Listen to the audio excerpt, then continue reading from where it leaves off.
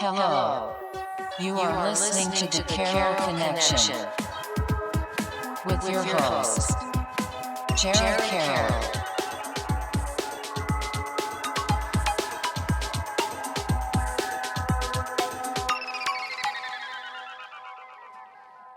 Hey everybody, welcome to the Carroll Connection. I'm your host, Jared Carroll, here to bring you guys another great episode.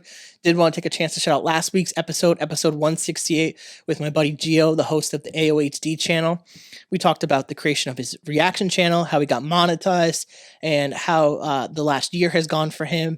And it's always great to have him back on the podcast. He helped me with the cameras and the lights to try to improve that, because we always joke about how I can always try to improve that, and I always appreciate his input and his help to help move this podcast forward. So if you guys want to check out that episode, you can go on the carrollconnection.simplecast.com. Also available on Apple Podcasts, Spotify, and all the major listening platforms. If you like to watch your podcast, go on YouTube, search the Carroll Connection, or at Jared M. Carroll, and it should pop up for you.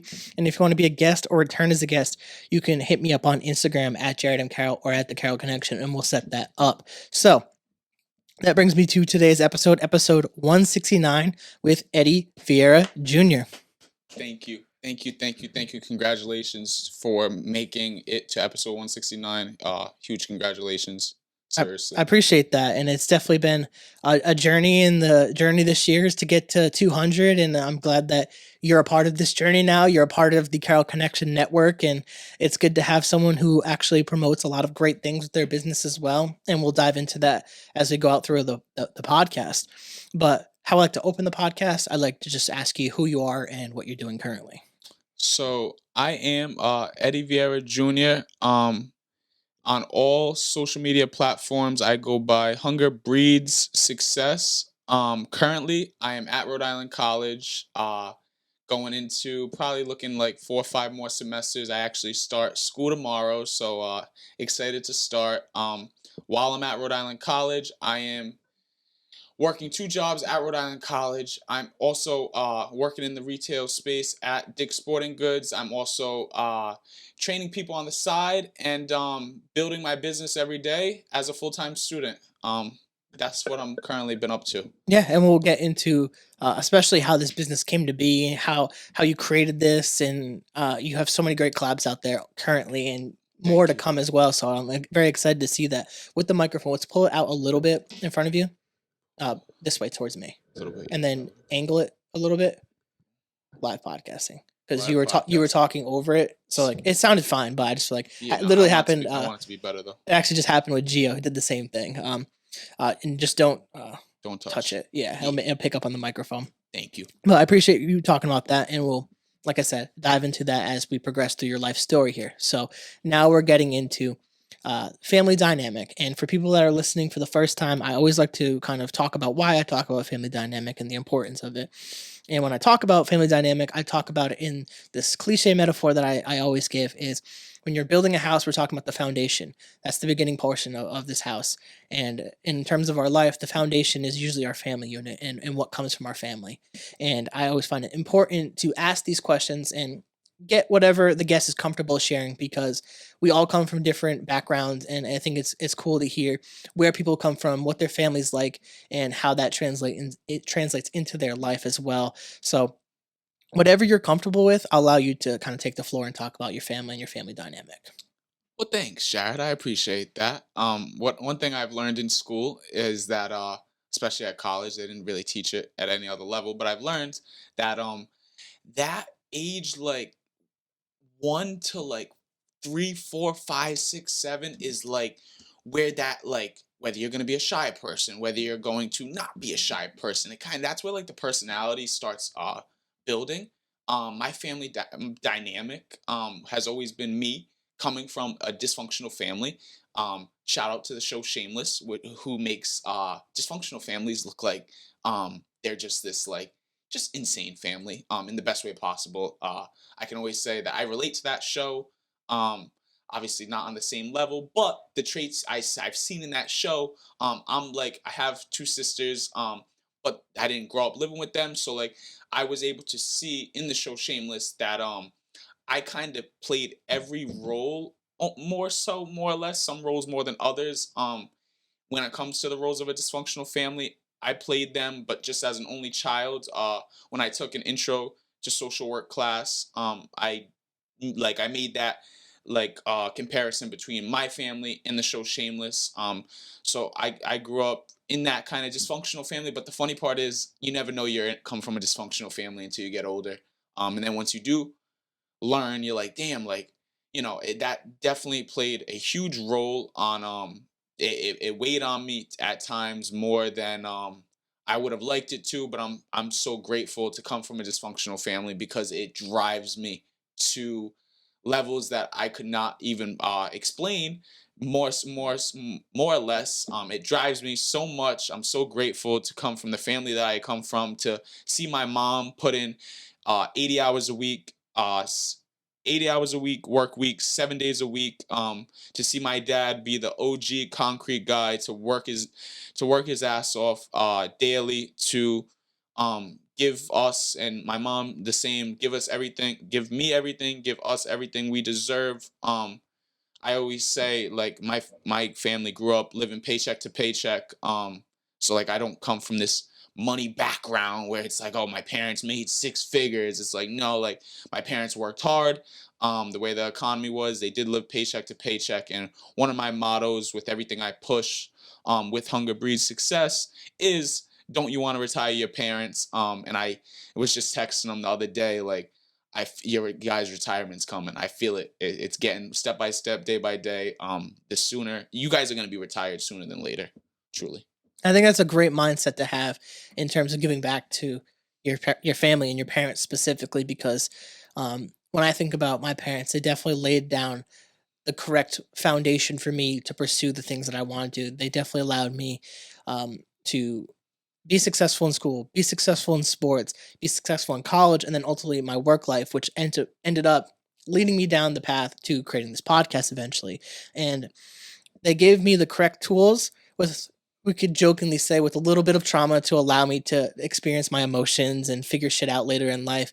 Because I think a little bit of hard times helps, allows you the space to overcome those too, to eventually create something beautiful like Hunger Breed Success or the Carroll Connection. Having stuff that can be a little difficult at first to work through, and you don't realize it's difficult, like you said in the beginning, when you're going through the stuff, it's just normal to you. It's just normal, and I do I can add on to that, like, my dad comes from a family of seven, strict Portuguese parents. He probably heard his parents tell him I love you two times in life, and he's always done a great job of always saying I love you. I always say my dad's that tough love, and my mom's just like the sweetest lady.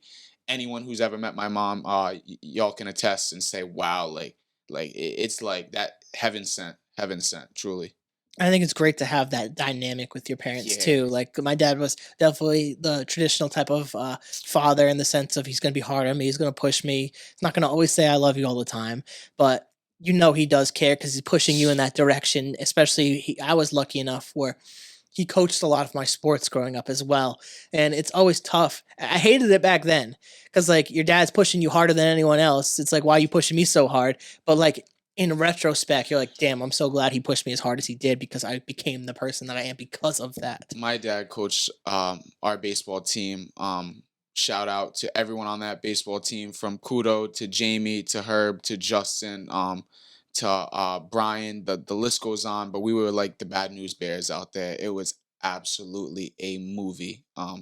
Like the Bad News Bears, first game of the season, got smoked 20-0. It was absolutely a, oh, you had to be there to see it. Yeah, every time that I had my dad coaching me in the early days, we would suck, and then he would coach my brother after the fact. My brother and my cousin were around the same age to be on the same teams, and then they go win the damn championship. And the joke was always, as soon as I left, they start winning, and I was like, it was like frustrating to watch, but it's also like, I wouldn't trade any of the experiences for anything. Like I think losing is a great part of life, and if you're not able to lose, you're never going to be able to appreciate the wins. It goes to yin and yang. It's you need both. You need the good and the bad to appreciate both sides of those things because they teach different lessons. I've learned that everything I thought was a loss was a lesson learned. I've learned that life is experience, experience is life, and it's daily. It's daily experience.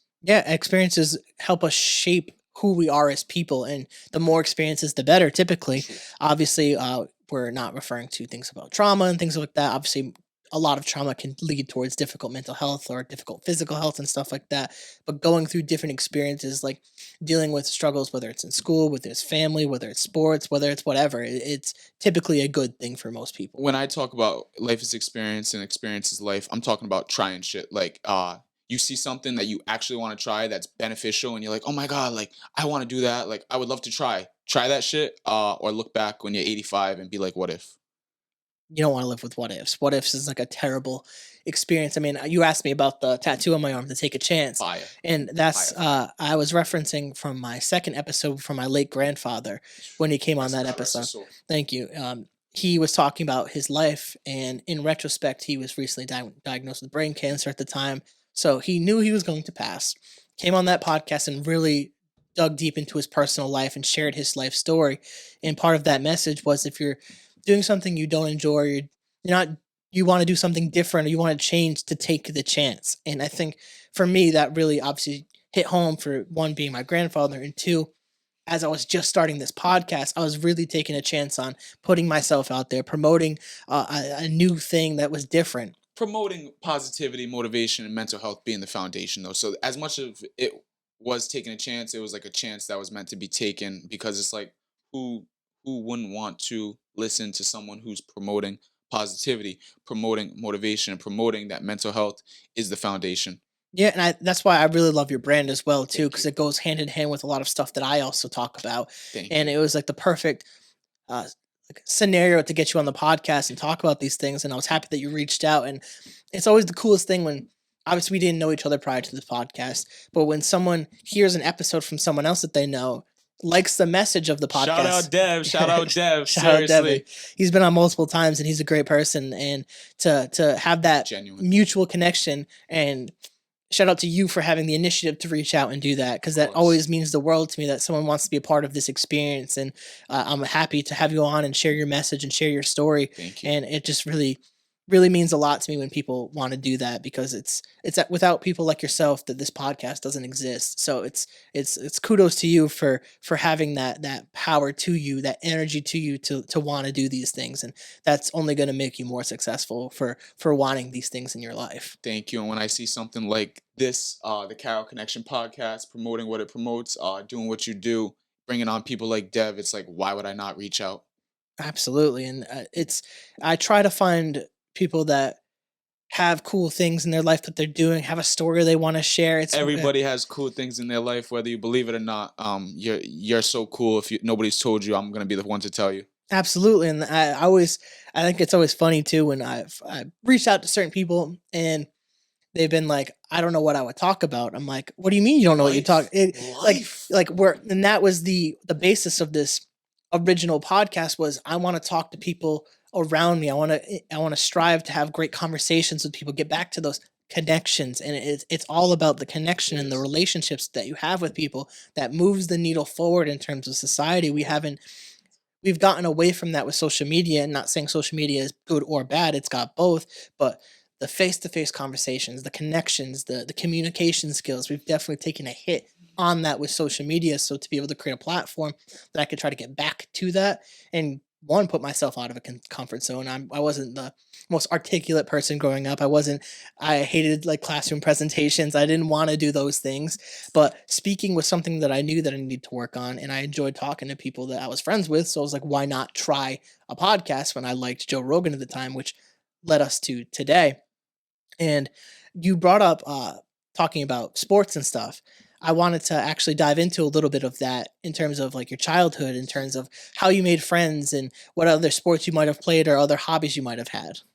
Well, first I'd like to say huge shout out to my public speaking teacher at CCRI. That was my first experience really loving public speaking, and I always said if I would have took that class at 18, I would have been the kid crying that he had to public speak, and I loved when I did it, and that was like that was the start of really public speaking. As far as sports, the sports I played growing up was baseball on a team. I played soccer during my what I would call my overweight days where I wanted to lose weight, and I knew soccer was like a sport where you would run. And I also played basketball. I played on summer league teams, but basketball really started at elementary school, playing 2v2 with some of my childhood friends, and then that carried on to uh, every day after middle school, getting off the bus stop right near my best friend's house, Herb. Shout out to Herb. We would play from 2 o'clock, probably 8, 9, 10 o'clock, and then uh, Herb and Justin would always talk about 9 a.m. during the summer. Here comes Ed dribbling the basketball right by our house, and because it's like that was my experience with sports and making friends. I can remember my first time ever going to like on an actual team, and like I remember the first day uh showing up as like on a team where like a bunch of good kids. We were like the Orioles as an element, as I think a fifth grader, and I was so shy, and I was so just shy, and just feeling like just like that anxiety, that like feeling in your body where it's like, ooh, like I don't know like if I'm really supposed to be here. And then like that was like my first experience, and then all my teammates would just made me feel like, hey, like you're supposed to be here, you're part of the team. And that's what it's about. That's truly what it's about. Yeah, I think sports are the ultimate uniter. Shout out to my buddy Ankit who came on the podcast and said that, because it gets everyone from different walks of life to be united under a Mm-hmm. common goal, which is Mm-hmm. typically winning in sports. And there's obviously a ton of different life lessons with sports, and especially with like your brand that you do. I know you did a post recently working with someone from Dighton Rehoboth and stuff like that. So I love seeing that you're very involved with the sports aspect of things, and it seems that your love for sports definitely started at an early age and has carried through life, and being able to not only help people in terms of sports but in terms of their life and chasing success and chasing things that they actually enjoy doing. So do you think sports like really kind of sparked this early competitive like desire to chase like success for you? The way I look at it is, if I was in these athletes' shoes, I would want someone to highlight how great I am. People like Christian Belowski, a 15-year-old quarterback from Dighton Rehoboth, who is literally one of the greatest quarterbacks in New England. So it's like if I have the opportunity to push him and help him get any type of any type of eyes on him, another quarterback like Alex McClanahan, the top quarterback in Rhode Island, who's about to graduate from Barrington and go post grad. It's like if I can be that person that shines a light, I'm gonna shine that light. I'm a very competitive person. Very, very, very competitive. But in the best way possible. It's like, why would you not want to win?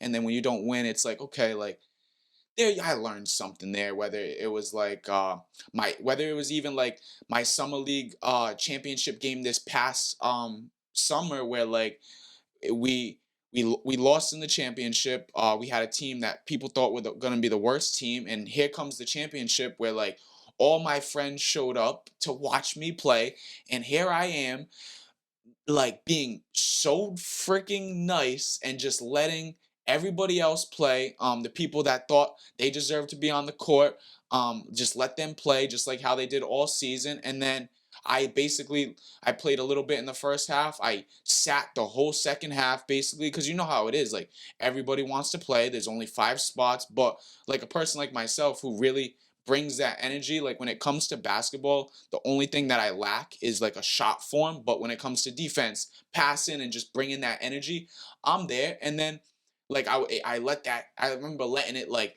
mess up my mood for like a week, because it's like, damn, Ed, all your friends come to show up, and here you are sitting on the sideline waiting to like be mad nice and just get in the game, instead of just being like, yo, I'm coming in, you got to go sit, you've played all game, like go take a seat. And we lost, and I know for a fact that if I would have been in there, we would have won, because we had the lead. We were up by like 10 with like 3 minutes left, and then they ended up playing the foul game at the end. And someone who was playing most of the game, he ended up missing free throws, and the other team ended up coming back. And then I just kind of, my dad was even like, "Yo, Ed, don't stress it. Like you didn't even play. It's not your fault. They wanted to be greedy and stay on the court. God bless them. You know what I mean?"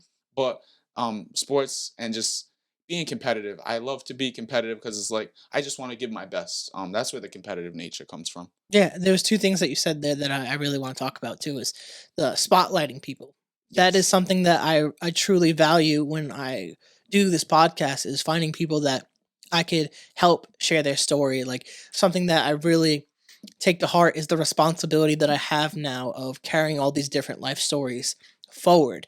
And obviously, when people come on the podcast, they talk about their life, they talk about what they do. And now I have a responsibility to keep this podcast going, not just because I want to do it, but also for everyone that came on and trusted me to highlight their story and push this out there and share their message. And I look at like my late grandfather as a perfect example. God Like, rest knock his on soul. wood, that nothing ever bad happens to anyone else that's ever been on this podcast. But I have conversations with these people talking about their life. If something were to happen, I have that and I have to keep that going. I have to keep their legacy going. It's not just my legacy, it's our legacy. It's this community that I've created of people that trusted me and felt comfortable with me and felt vulnerable with me to share their story with the appropriate audience and share that going forward. And hopefully, as long as the internet and technology still exists in 10, 50, 20 years or whatever, that this is still available for people. But at the same time, it's spotlighting the cool things around us. You're talking about a lot of things that's almost community based. And I find that so valuable because everyone nowadays with social media looks outwards, looks towards the greater national aspect, whether you think about politics, sports, just internet fame. It's how can I get the most eyes on me instead of how can I put the people around me on? How can I put myself on with these people? It's about my community. It's the people around us that make us who we are. So why wouldn't you want to pour into their cup as much as they pour into yours? And I think that is a great thing that you're doing with your business, and that's another reason I wanted to get you on. In terms of the competitive aspect, you were talking about the sports and like just sitting out. And I do the same thing when I get like flag football and some of these guys that are very competitive driven. They want to play, they're here to play. But I'm here, I bring the camera. I don't care if I win or lose. I mean, I'm not playing for a championship in that aspect. I might have been a little bit more competitive Yeah, I then. wanted that ring Yeah, I might have been a little bit more back. aggressive I then. want, and then when we went, I'm like, damn, I should have brought the champagne. I would have popped this thing off. Then we took the hell. It's like, maybe the champagne was meant to be left at the store. Yeah, it's like in a situation like that, maybe I have a different opinion, but I'm just always I want to see people have fun. Like I'm having fun being there, and if I play a little bit, cool. If I don't, cool. Like it's not life or death to me because it's like Facts. sports are about enjoyment, about the fun. Obviously, winning's a huge thing, but I want to see everyone having fun, enjoying things. I don't want to see people get hurt. I don't want to see stupid shit happen. I don't want to see fights. I just want to see people having fun because there's too much bullshit out there anyways. There's a lot of negativity out in this world. I want to see good stuff happen around the people that I'm with. And Positivity wins. And I want to say before it slips my mind that when you talk about your grandfather's episode and when you talk about other people and basically like archiving these moments and these moments will live on for as long as time goes, I've already mentally multiple times thought like, hey, like if my time came, I know that people around me and people in the world would continue pushing hunger breeds success and success loves consistency. Like I've thought that multiple times. I'm like people would, but I tell my people like if that happens, God forbid, but don't think the message people aren't gonna push this message. Like if I'm gone, somebody's gonna push it. yeah, and I think that is like a testament to who you are and what you've created. And it goes back to that concept of legacy. And for people like us who want to create things, who want something good to be created from our presence and our time here on this earth, you want to do the right things. You want to promote the right stuff. And I think that's why we were able to connect and have obviously great pre-interview, and we were talking, shooting the shit, and you're like, "Are we recording? We're talking some good stuff here." Yeah, I can say that. And it's like it's it's good to have people like you, like me, talking about stuff that's important. It's talking Truth. about our story. It's talking about what we've created, in the hopes that one, people hear it, and two, maybe someone gets inspired by what you Someone do feels it. and they want to go pursue what they want to do. Maybe they Exactly. want to collab with you. Like you Exactly. never know what can come from speaking your story, speaking what you've gone through and talking about the message. Taking all collaborations. If you ever need help, if you want to build something, next collaboration that's on the way will be this Valentine's Day podcast. Shout out Butterfly Kiss Aromas, providing some of the best fresheners in the market right now. And it'll be a Valentine's Day collaboration with them. The first 50 orders will be getting a free air freshener. I'm all about helping people grow, and just that's what it's about. Help the people coming together. Life's not about being alone, and partnering with people in any way, shape, or form. It's how you build. Yeah, it's that building of the process. It's building of the thing, and I can imagine that throughout the journey of what you've created, you found a lot of like pleasure and happiness in that process to connect with so many great people, to promote your stuff, to promote these a lot, especially these young athletes too. I think that's so Yes, freaking awesome to see thank them you. get that shine because I think that They same deserve thing. it. I think the same thing when I was younger. Luckily, we had when I played football at Seekonk, we had a photographer who would always come in and shoot our games, and I love that because I get to look at those pictures for the rest of my life, and that Exactly. someone actually cared enough to do that for And us. those pictures wouldn't happen without things like imagination, without things like creativity, without like whoever the photographer was at that time in life. If they didn't have an imagination to be like, hey, I want to get a camera and I want to take some great pictures for these athletes, and if they didn't create the pictures, that wouldn't be a thing. I always say imagination is the preview to life's coming attractions, and also if your brain thought of it, it's like supposed to be. Like if your brain doesn't think of things that you can't do. Definitely, and I 100% agree that I word it as something like this where when I was thinking about creating this podcast, and I'm also working on a project that I'll show you after off the podcast. I'm trying to keep it secret, but when you get the call, you have to answer it. And that's how I word that is the same type of thing is like someone higher power, some whatever you believe in, whether it's God, universe, spirit, energy, this earth is very wrapped around with that. Everything is energy, everything has purpose behind it. Facts. And when you feel the thing calling to you, don't miss that call. Don't miss it. Because if you answer at the right time, in the right space, doing the right thing, you don't know what you could be put onto. And usually it's Mhm. something really positive and really good. So I think when I think about this podcast or your brand, it's about everything that has led up to that and answering that call. We were talking about off podcast about that pivot moment where Yes. where you kind of have that moment where it shifts everything for you. And I think Yes. that was like such a good talking point. I don't know if you want to dive into that a little bit before we transition. For sure. God definitely has called me, and I answered, and I'll continue answering every single day, continue living in purpose because that's what it's about. I can truly say, one of my friends just complimented me the other night. I was telling him, "Oh, like I'm about to go on a date," and he's like, "Oh, you've been working your ass off. You deserve that." And I can remember literally texting him back, like, "Thank you, Q. Shout out to Q. Shout out Born Official. A lot of legendary music. If you like people like J. Cole, like Kendrick, he's right up that alley. Comparisons a thief of joy, but his music is, literally artwork and big things on the way for Q, a middle school friend who I absolutely love. Um, and the pivot moment.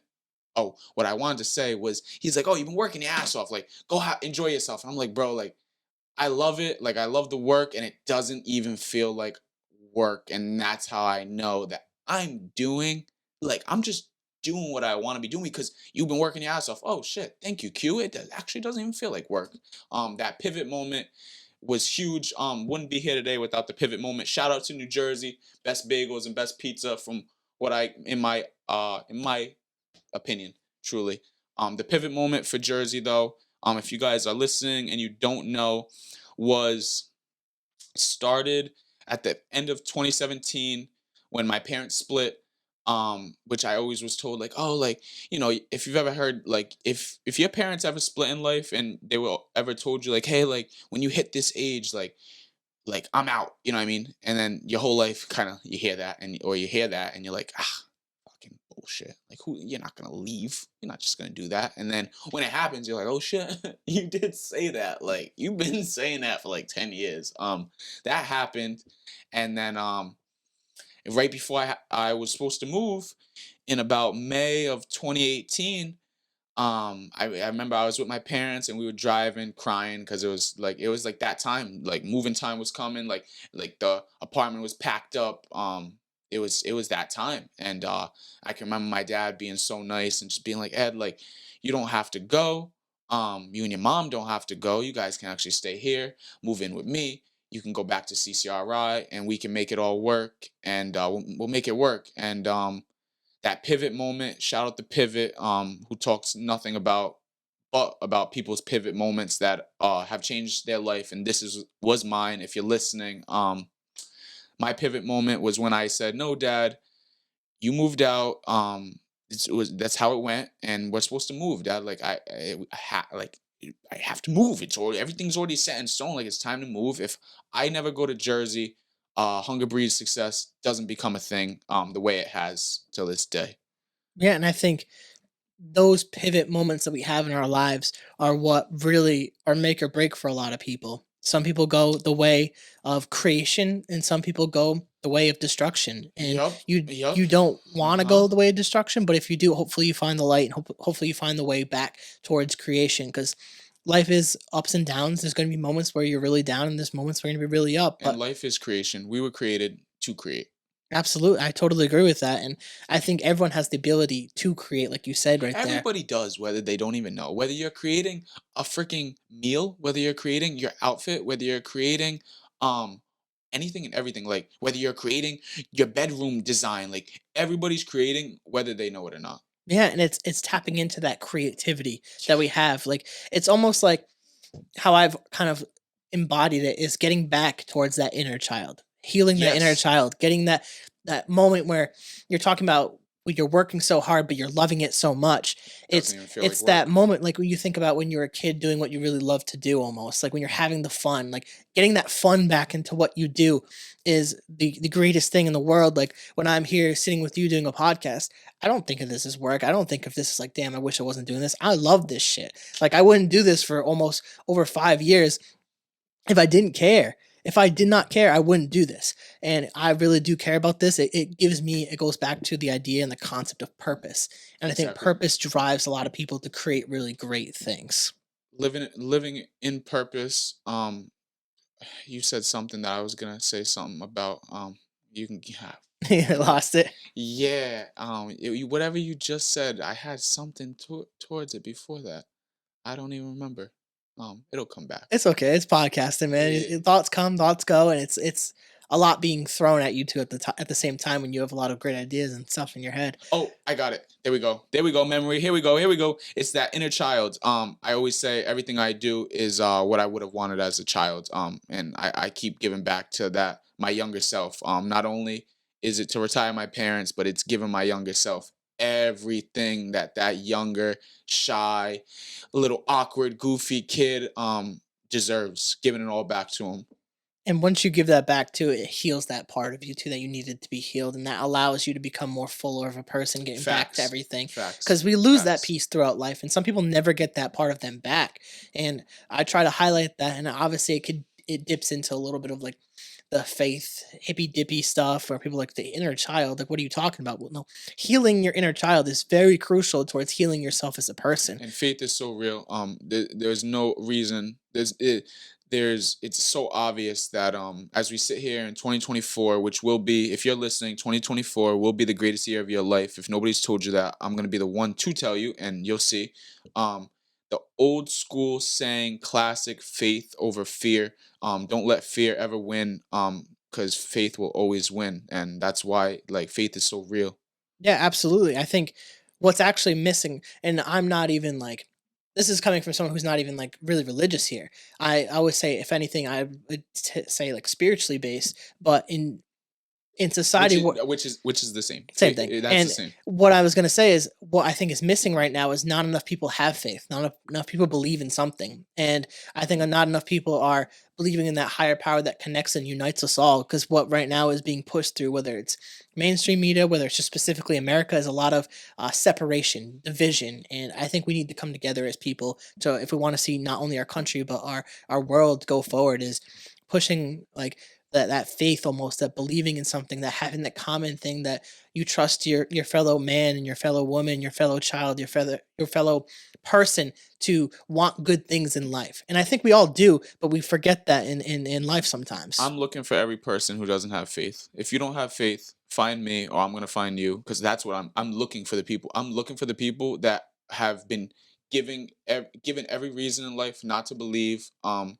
whether you're in a depressed state, an anxiety filled state, or you just don't have faith because you may have had an experience with faith or with prayer or with God, and you're like, oh, like when I had to move to Jersey, I started questioning God. That was the first time I ever questioned God, and was like, damn, God, like, why me? Like, why do my parents have to split? Why do I have to move to Jersey? And then you start thinking, like, damn, is this like, is this real? Like, is it, why does, like, that was the question I asked myself, like, why does my life have to be like this? And then when I'm in Jersey, I started praying. Like, I never really prayed like that consistently, pray on a Sunday, but like I started praying in Jersey at the lowest of all lows when I didn't want to be on earth. And I haven't stopped since then. And everything I've prayed for has come true. So I refuse not to tell people, if you pray, if you got any type of faith, if you believe in God, in a higher power, in the universe, manifestation, whatever wording, terminology you like to prefer to use, because I always say it's not about the name of religions, it's not about which church you go to, it's whether you believe or you don't believe. Simple as that, a yes or no question. Do you believe or do you not believe? That's what it's about. And the fact that I've prayed for going on 6 years straight, every single day. I may have missed 1 or 2 days, and that's because it simply slipped my mind. And it's actually funny because those days were progressively worse than the days I prayed. It literally something happened. I'm like, oh, forgot to pray. Like, what are the odds this happens on a day like this? And the fact that everything that I have prayed for has come true, it's like, why would I not tell people that it's so real? Like, it's just so real. Yeah, I think it ties into exactly what you're talking about here with energy. Energy moves, Yes, and when you're people feel praying, the energy. you're praying and you're thinking of these positive things, and you're praying for health, probably in your wellness and your progression in your business, and all these great things, and praising to the higher powers for their thing. That this is like goes into this concept that I've really enjoyed diving into a little bit is like this positive self talk. I think speaking positivity actually helps us not only physically but mentally, It obviously as does. well. It does. It And does. when you're doing these things and you're speaking this way, it goes into what you're talking a little bit about manifestation or law of attraction, and like Yes, which it is so brings real. in these good things. And when you speak good, good comes back. And Yes, you don't speak good to get good. You speak good because good is right. You don't want exactly. to speak negative, or you don't want to speak good just to hopes that you get good stuff back to you, because that's not how that works. Nope. And when you give yourself negative self-talk, like I would do at my job every day in Jersey, when you give yourself negative self-talk, it completely flips your perspective on everything compared to when you kind of get that good feeling and things are going good. It's like, damn, like these people don't think I'm ugly. Like they're actually being nice to me. And I go back to this before I had to move to Jersey, my second tattoo ever. That literally was when I was trying to speak. When I was super depressed, I was trying to speak it into existence. It literally says, the pain that you've been feeling cannot compare or can't compare to the joy that's coming. And whether you think that's cliche or you think that's just whatever, whether it's good or bad, whatever you think it is, literally that's just true. If you're in pain, shout out to Eric Thomas, who always talks about getting a reward for your pain. And the pain that I felt, to go from not wanting to be on earth to going around 365 days a year telling everybody happy whatever day it is like a sitcom comedy show. Like, how do you go from wanting to die to every single day for over 3 years happy whatever day it is? It's like, how does that happen? It's the belief in something bigger, and the message too that you've been promoting. I think that ties into this power, and I want to start diving into this some more. And we're talking about this progression of your life now, and we're getting towards like high school, post high school. Kind of what direction do you take? I know you talked about this pivot moment being later in life. How does this tie in towards everything that created Hunger Breed success? How did this all come to fruition for you? So this came to fruition, started young, started with me being a big dreamer as a kid. My first biggest dream in life was to be a sportscaster. A person in my life at the time, back in high school, they said, hey, like, you got to pick something realistic. Like, you're not going to be on ESPN. Like, and then you tell people, hey, I want to be on ESPN. They're like, it's really hard. Like, you got to go through journalism. You got to grind. And even people like Stephen A. Smith, the greats who have been doing it, started from the bottom and worked their way up through journalism, back in the 90s, or anybody you can think of that's a sportscaster that isn't an athlete, that was kind of like had the door open for them, people that really started from the bottom. it's not easy to be a sportscaster. My first biggest goal was to be a sportscaster. And then when I went to move my first semester at CCRI, I just was a business business major, which was funny because it's like, oh, like that was before that was before I even knew that I wanted a business. But I do remember working at Dunkin' and working, and I do remember being like, hey, like if I'm working for Dunkin', doing what I'm doing, like maybe just own my own coffee shop someday. Like I always felt like these thoughts were like, oh, like well, if I'm gonna do it for someone else, I might as well just do it myself. And then when I moved to Jersey, I was like, okay, maybe I'll be a mailman. And then when I touched the lowest of all lows, I was like, okay, like my family suggested therapy. If you haven't been to therapy and you've been thinking about it, if you need a therapist, shout out to Rael, shout out to Chanel Richardson, some of the greatest therapists in Rhode Island. Just huge congratulations to them, the two people that have helped me so much. But I did want to be a mailman for a quick second. I'm like, oh, maybe I'll just be a mailman. And then when I touched the lowest of all lows and I felt myself coming out the hole and I completely denied therapy because I thought a therapist, if you guys have had these thoughts, you understand that I thought a therapist was always silver spoon fed. And I always thought they would never understand my pain of coming from a dysfunctional family. They wouldn't get it. Um, and when I started coming out the hole, I said, hey, I got to be the therapist. I got to be the social worker. I have to be the therapist for people that have that same mindset. And that's when I decided to chase my dreams of becoming the greatest social worker ever and the greatest therapist ever. Um, that's where I was at in 2018, 2019. That's what I started going for when I came back to Rhode Island. I'm like, yeah, I'm going to be the greatest therapist ever. And I'm going to be the greatest social worker ever. Which is funny because it just sounds competitive, but it was just like me wanting to be the best ever. And they always said the great therapists are really funny. And if you know me, I like to think I'm at least a little funny, just a little bit. And then during COVID, I'd give my friends advice. And I learned that before I say what I'm about to say, I think it's absolutely insanely hilarious that I went from lowest of all lows, wouldn't go to therapy, to being happier than I could have ever imagined and going to therapy happily. That's like another huge pivot. But during 2020, during the COVID era, another mark in history, that I would give my friends advice, and they would just kind of, you know how it is. If you've ever given your friends advice, you know that like when they leave your house or leave wherever, you might spend 2, 3, 4, 5, 6, 7, 8 hours, and they just go do. They might go do what they want to do, which everybody's allowed to do what they want to do. But I learned that I'm too much of a feel bad person. I learned that like I can't sit here and give someone advice because that was the thought process. It was like, okay, if I show up to therapy as a therapist and I give people advice and they just go and leave me and just like do the same thing, like I'm too much of a feel bad person to be able to do that. So I was like, okay, well, being the greatest therapist, that might, and then people would be like, oh, like maybe like, that's a lot. It's a lot to be a therapist. Like you carry a lot. Then also it was funny because they always said like therapists kind of have to go to therapy. Like, and I didn't even understand that until you understand they go to therapy to learn the concept of it, like the setup. But I'm like, okay, well, maybe if I don't want to go to therapy and I'm trying to be the greatest therapist ever, this is already sounding like it's not what it's supposed to be for me. And I think it's once you realize that therapists need therapists Yeah, is like a that's mind what they would shattering say. thing. That's what they would Because say. like you also got to Uh huh. think, and when we were talking about empathy off the podcast, these Mm-hmm. people are the like pillar. They're listening to people from some maybe minor incident in someone's life to like the highest level Huge. of dealing with trauma. They're hearing that, receiving that.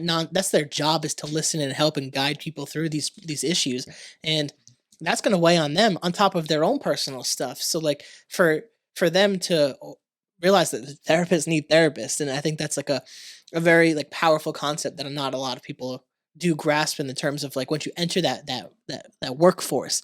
You mentioned before you continue with your thoughts on how Hunger Breeds Success became to be. You mentioned therapy and going to therapy. Yes. What were some of the benefits that you had? Because I've been to therapy and I always am a huge advocate of therapy, especially for men in therapy. I think it's a huge thing for a lot of men to at least try. Not everyone's going to like it, but I think it can help a lot of people. What were some of the benefits that you might have had while trying therapy? That puts me right back in that, like, going to therapy. My like going like during when I was so I was like, if you've never gone to therapy, as someone that has gone, I can tell you that on my way over, I would be like, I don't even know why I'm going. And then I just show up, open the door, and I would just start saying the first thing that would come to my mind. And it felt like weekly, I would have something to tell the therapist. Like, I would just go tell her about my dysfunctional life, tell him about the things that I was dealing with. The positive benefits are endless. Some of the biggest ones is like I learned that like I really am someone worth knowing. I learned that like there's no need to be ashamed or traumatized or like everybody has a past. Everybody's learning from it. Like the positive benefits, like the last thing I ever said to my therapist was like, thank you for changing my life. And then that was probably in April of 2023. And then like those next couple months after, so therapy was like, because I was going through it, and then my friend Zach, shout out to Kickamatics, Mr. Pulling Up himself, one of the greatest people I've met in life, as many great people I've met. Thank you all for being a part of my life. He told me, and this was like kind of in June of 2023, huge moment. This was huge. Like this therapy was like the set off, and this was like the finisher. So boom, I realized, okay, I did 20 sessions with my therapist. She's going back to Boston to finish her PhD. Can't go to that therapist anymore. And this is when he was like, day by day, growing, building, creating the pulling up series where he pulls up to businesses and does the best promo. This he could literally sell you a pen. Like Wolf of Wall Street, he'll literally sell you a pen if you didn't have one or if you need a new one. He'll sell you the pen and the greatest promo video. And I'm like, oh, bro, like just being real, like bro, like I can't lie, like you're gonna have one of the biggest sneaker page like like you're gonna have one of the greatest like series in the world in the sneaker community without a doubt. And he's like, yeah, but I'm just enjoying like the present, like just enjoying the moment. He's like, the present is the gift, and like that's the greatest gift. Like literally, like just the moment that we're in is like the greatest gift. And it's like, wow, nobody's ever said that. And I'm like, wow, that makes me not want to think about the past, not care about what's happened in the past because it's the past. You can't change it. And also, when you have these big ambitions that are above the moon, like I have, and you start looking at like the destinations and you're like, damn, that kind of gives me anxiety. You talk about owning a gym, you talk about doing anything big, and people talk about capital. And they're like, okay, well, if the present's the greatest gift of all, that's why they call it a present.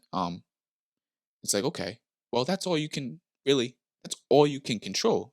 Is that moment. You can't control what's happened in the past. You can't. You literally can't. It's backwards. You can't go backwards. If you're going backwards, your 2024 is going to be whack. But also, you can't skip ahead and just like go 10 years, or you can't skip ahead and go a year. You can't do that. It's not possible. So when Zach told me the present is the greatest gift of all, and I love to tell people, and then when I tell them, I'm like, hey, has anybody ever said that to you? You get some yeses, but you get a lot more no's than yeses. That was the that was another pivot moment. Because I was slowly but surely trying to use everything I learned in therapy to just make that adjustment and just go forward. When he told me that, life changed for the better. Yeah, and I'm glad that you mentioned that you tried therapy, you got what you needed from your sessions. Obviously, you had moved away, so like 20 sessions, it yeah. it's hard to follow a therapist and stuff like that. But in terms of having that experience, you probably got a lot of value to unpack some stuff that you might not have unpacked if you didn't go to therapy. And what your buddy said right there about the present, nothing else exists other than the moment we're living in right now. What happened 10 minutes ago, 2 minutes ago, 1 second ago, it doesn't exist. It's already gone. Like you can't change what happened or what you said 2 seconds ago. But you're living in right now. We're focusing on right now. What you're gonna say doesn't even exist yet. That's not a thing yet. It's gonna exist, but it doesn't exist yet. It's true. And the concept of thinking or being stuck in the past too much can cause depressed thoughts, depression, and thinking about the future too much is going to make you anxious. Like Yes. all you can worry about and all you can control is right now and what we're doing right now. Obviously, you want to be forward. You want to think about goals and stuff like that. And it's But important. you're only going forward. And it's also important to reflect on the past and where you've been. It's a part of the growth process. But being in either one of those places more than the present is dangerous because right now is where you're supposed to be. And you got to think about that in terms of your relationships and the people around you. If you're out with your boyfriend or girlfriend and you're focused on what you're going to do next week with whatever your job or whatever, you're not spending the time you need to with that person, or you're with your family. People start aging and stuff. Or if you're constantly worrying about what you got to do later on and not enjoying that moment that you're spending with that person, you're taking away from that relationship. And it's getting back to that. You want to care about the people that you're with every single day and that are in your presence. Like it's important to obviously have those relationships, and shout out to social media and technology for allowing us to communicate outside of face to face, but make sure that you're nurturing and caring about those people who are sitting across from you on a day-to-day basis. And I think that message of present is like so valuable and not enough people acknowledge that every day. And my greatest advice as a therapist was going to be go to the gym. It'll radically change your life. When I told people that was my greatest advice, it came to a point where it's like, okay, maybe you're supposed to be more on like the health field, in the health coaching field. Maybe if your greatest advice as a therapist is going to be go to the gym, why don't you just be in the gym? And then, and all great people in the gym know that, like, I see it daily. Like when I see other trainers working with people, um you see the people that are working out with them, not only are they working out, but they're also telling them about their life, what's going on. Like, so you can either be a therapist in an office or you can be the therapist in the gym. And I'm just trying to do as much as I can. So it's literally like it's meant to be. Absolutely. And health is your true wealth. If you don't take care of your body, Yes. everything else is going to fall apart. Health is wealth, baby. Tell them. It's the I'm glad that there is definitely that transition, and hopefully this transition in our society that pushes health way more and being more mindful of the things we eat, mindful of the things we do. And I always say, in terms of your health, like, because not everyone's going to be gravitating towards the gym at first or doing what, just be outside, do something active. Like if you need to start something, take your pets for a walk, go with the walk with your kids or your significant other, do something, because Something. that doing And something do is it for going to you. build. Do it for you. You Do it for your deserve it. health, because your health is going to what's going to help nourish your relationships. If you're not worried about, if you're not taking care of your body and your mind, you can't achieve everything you want to achieve in this life if you're constantly worrying about if you're going to be sick the next day. When am I going to get better? Or I have to go to this doctor's appointment because I didn't take care of myself when I was younger. Like, care about it right now, because you can still change your future by caring about yourself right now. And doing that is only going to line you up with more future success if you care about it. And that's why I do really love that what you talk about and what you do. You're constantly sharing stuff about the gym. You're constantly sharing stuff about your health as well. And I think that's motivating as fuck for people to see not only that you're just talking about it, but you're doing it as well. And Daily. that's huge. That's huge for people to see that visual of the person that they're listening to is also doing the thing that they're preaching about. Yeah, I mean, because if I just preached it and didn't do it, people would be like, okay, well, maybe you should do what you preach. And same thing with the therapy. I wear one of the two wristbands I got on. I got two very great wristbands on. One that says "Stop the Stigma," which is all about people going to therapy. One hoodie that will come out at some point is "Therapy is the gym for your brain." That's like truth.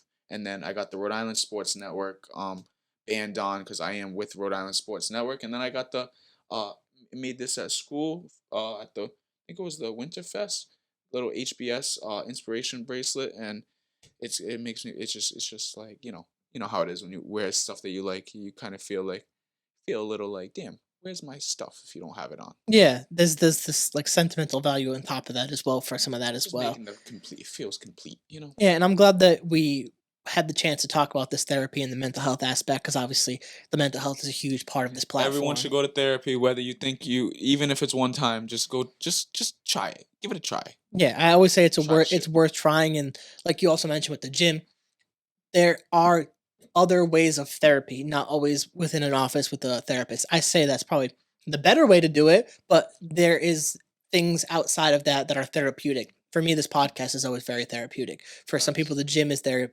very therapeutic.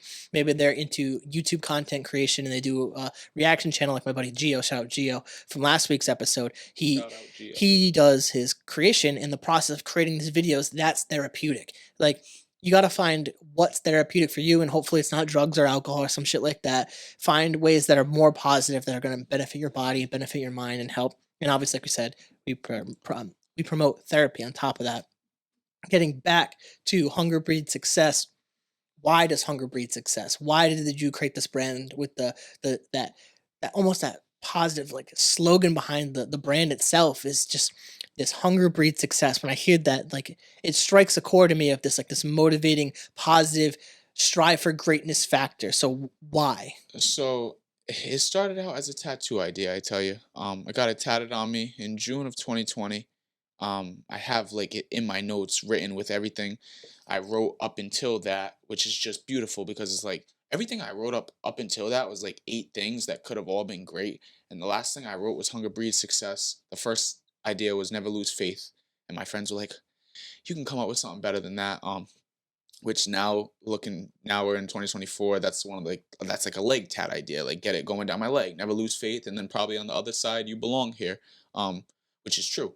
And like when I wrote Hunger Breeds Success, told people about it, told people I want to own my own gym, I told people I want to make gym shirts. And like when you say something like that and you talk about Hunger Breeds Success, like my whole like quick or story of like what it means is like I just thought of people that we see that are lacking clothes, lacking food, lacking clean water, lacking safe homes, they're lacking the basic essentials of life, and they're starving, they're waiting, they're like literally praying for just an opportunity and a chance to be successful.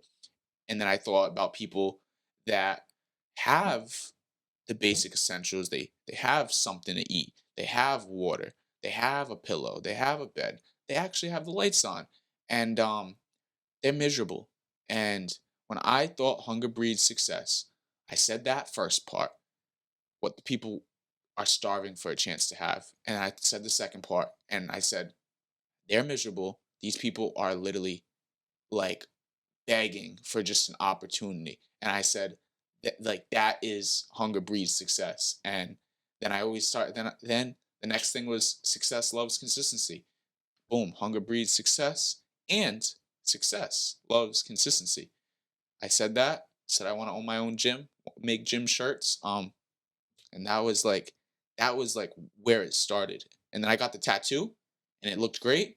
And then I went back a couple weeks later, got it all filled in with the clouds and put it to use. And it was like, damn, like all my friends are like, that shit's hard. Like, yo, like, and then it just like when you tell people like, yo, I got it even tatted on me. Like, shout out to Shep, like one of the people I can like. He's like, yo, I'm buying a shirt. Like I'm buying it just because you got it tatted on you. You know what I mean? Like, it's like people like that. The tat's the tap, but it's like when I got it, you have these thoughts like, oh, like damn, like this shit's really on me for life. So it's like, I've had these thoughts where it's like I'm gonna know what hunger breeds success becomes as life goes on. You know what I mean? Like like it's there. So it's like I'm always gonna remember this time in life where I was like, yo, like I wanna own my own gym. I wanna make gym shirts. Like I got the shit tatted. So one way or another, like it's here. Like it's not going nowhere. So I'm gonna always know what that panned out to be.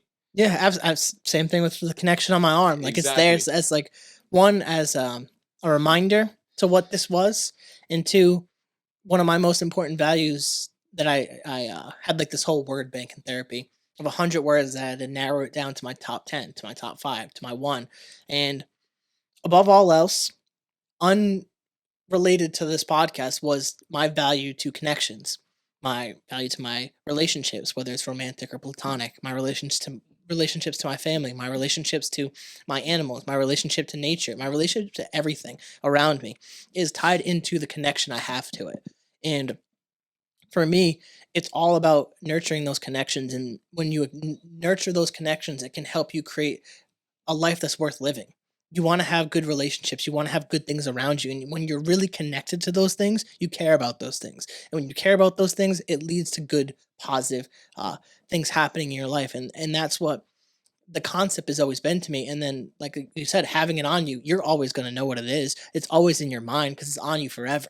And it's almost like this permanent reminder to never give up on it, to keep going. And if it ends in some type of fashion and something else breeds from it, because I'm always big on, goes back to pivoting. If this chapter of the Carroll Connection one day closes, something else will fill its place. It's about using your tools that you learn throughout life to continue to pivot and go into the directions. Obviously, hopefully this continues to go as long as it possibly can, and I will carry it for as long as I can. But making sure you learn these different things in different parts of life to continue your growth and evolution into who you actually want to be, because there's different phases to life, and you just got to embrace every single one because it's a gift, and we just got to learn to appreciate that. And if you never give up, you never lose. I don't care how long you got to invest, 1 to 50 to 75 to 100 years. If you never give up, you never lose. Absolutely. No matter what it is, never give up, you never lose.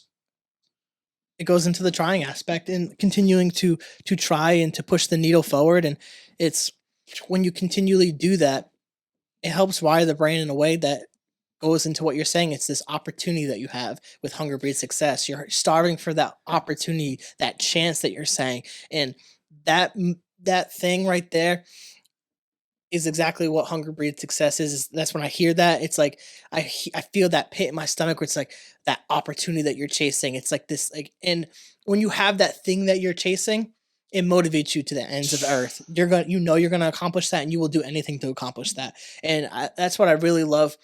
The Hunger Breeds Success, and then building success loves consistency. I love that. Consistency is like Wins. every single time. Every single time. You could be the most talented person in this room. You And could be not the best. consistent. And if you're not consistent, you're not going anywhere. Nah, and some shady said it before I did. You got an opportunity of a lifetime to make your dreams become reality. Why would you not take it? Why would you not use it every single day? An opportunity of a lifetime.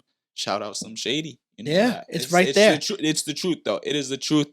Whether he said it or not, it's true. Every day you wake up, when you wake up, no matter what you're feeling, just know that if you woke up, the story's not over. No matter what it is, whatever the bank account looks like, whatever the relationships around you look like, you control it. You're doing it for yourself. The people that are around you are blessed to be around you. But I continue to say that if you woke up, God woke you up for a reason. You wouldn't be awake if you didn't have more to be done and more great things coming your way, you would have passed away in your sleep. Totally agree with that. And I think that's a good sentiment to start bringing this podcast home to home base here. I'm going to start wrapping things up. I do have that one more question for you that I Yes. mentioned Round and third. Going off for the off to home. podcast. And that question is, what would your advice be for someone who wants to pursue their passion? My advice would be take it from being a passion to make it a purpose.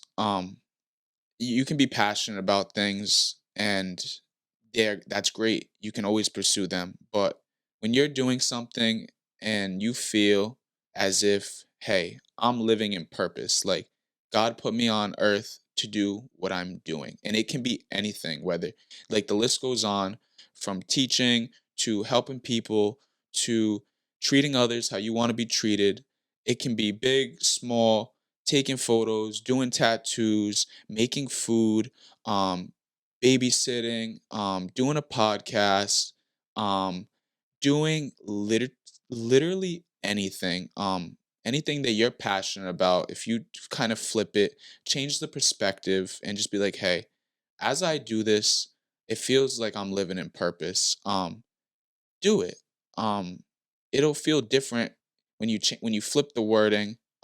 Because everybody has passions. Just like everybody has hobbies, but living in purpose, as I feel like I've been doing for a while, it makes everything feel better. And it doesn't, the outcome isn't what you're doing it for. You're doing it because you're doing it for you. And and when I ask people like what's your why, you're probably doing that passion purpose for a reason even bigger than you.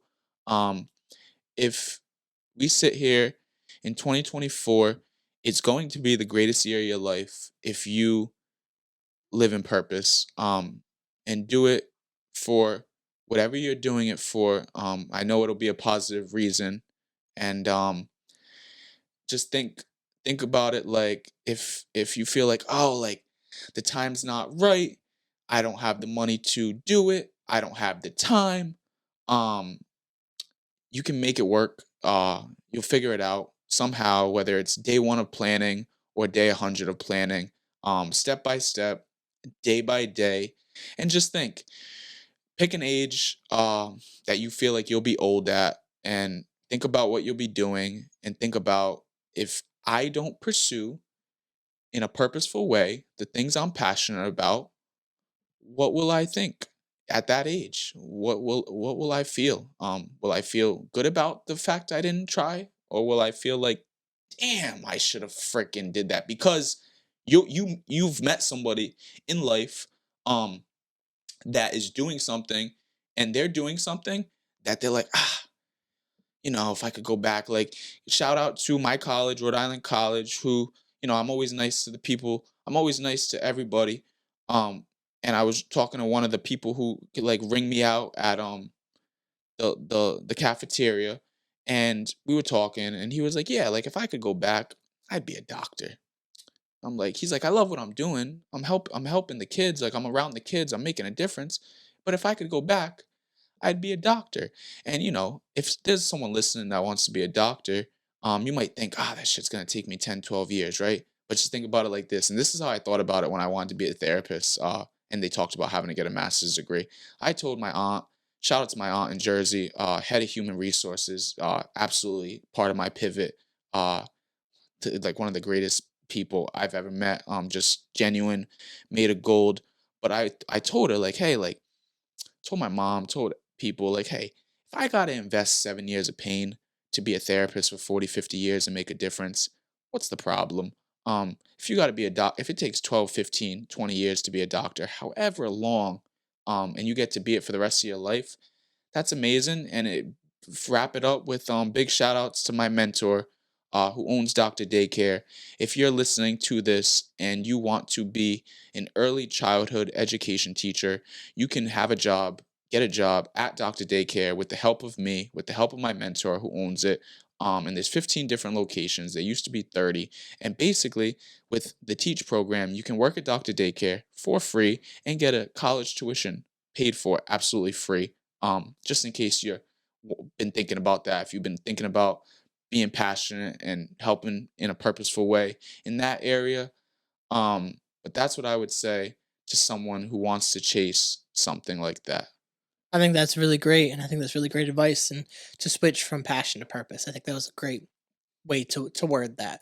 Eddie, I really appreciate you coming on the podcast. Thank you. I want to give you the chance to shout out your brand and shout out the collab one more time that you have for Valentine's Day. Thank you guys. I truly believe that this podcast, out of 169, I know the first 168 were absolutely amazing, and this 169 was just as amazing. If you're looking for me, if you need help, if you're looking for, of course, Jared Carroll at the Carroll Connection podcast, pushing nothing but positivity, motivation, and mental health, you know where to find him. I think this podcast will reach more people than we could even imagine. And if you're looking for me, Hunger Breeds Success on every platform, from TikTok, Facebook, LinkedIn, X, Instagram. And the platforms are going to continue building. HBS.com is in the process of being built.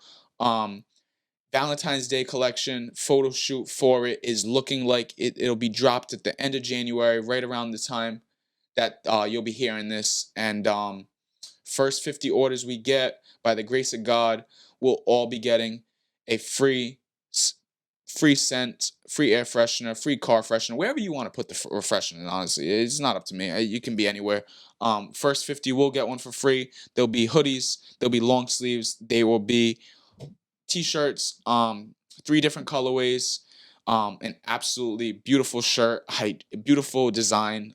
Shout out to my guy Nick, another member of the team who helped design it.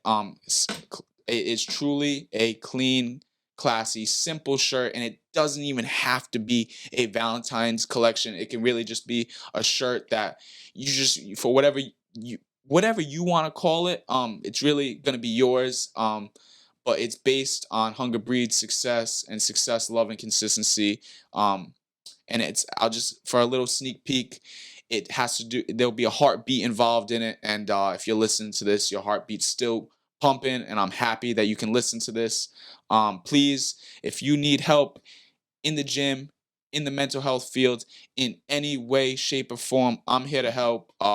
That's why I keep living in purpose. Huge shout out to Jared Carroll. I really think, wow, this was great. Absolutely great. I'm happy you could make it through, whether you listen to a second or whether you listen to anything more than a second. Thank you guys so much for listening. I truly hope that you have the best day of your life and the best year of your life. I know you will. Shout out to you, Eddie, and shout out to everything that you embody and represent. And I look forward to future collabs, whether you want to come back on the podcast or anything like that. So I'll be packed. For you guys, if you guys like the podcast, please rate, review, subscribe, share with your friends, share with your family, share with your grandma. Check out the carrollconnection.simplecast.com. Also available Apple Podcasts, Spotify, and all the major listening platforms.